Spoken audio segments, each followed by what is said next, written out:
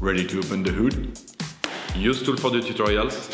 And for car parts, the right idea is the Mr. Auto app. Easy, fast, and with better prices than on the website.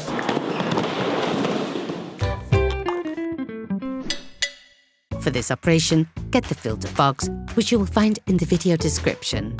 It includes every filter needed when overhauling your car, plus the oil plug. Turn your engine off, pull up the handbrake, pull on the bonnet release lever and open the bonnet.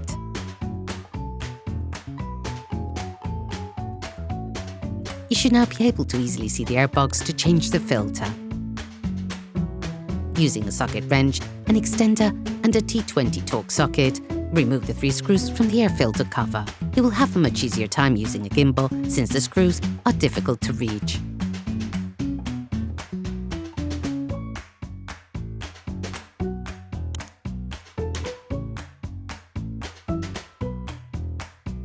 Lift the flange off. Take out the air filter.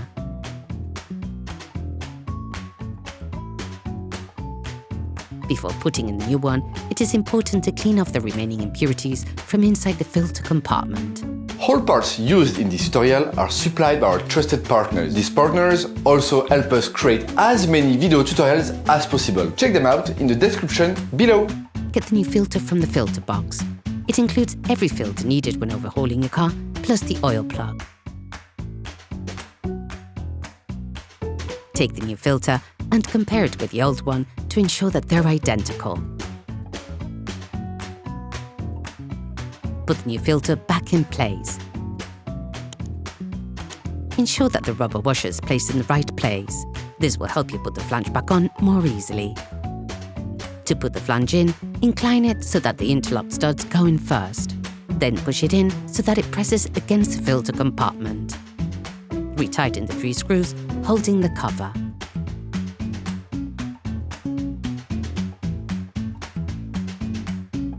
Operation completed.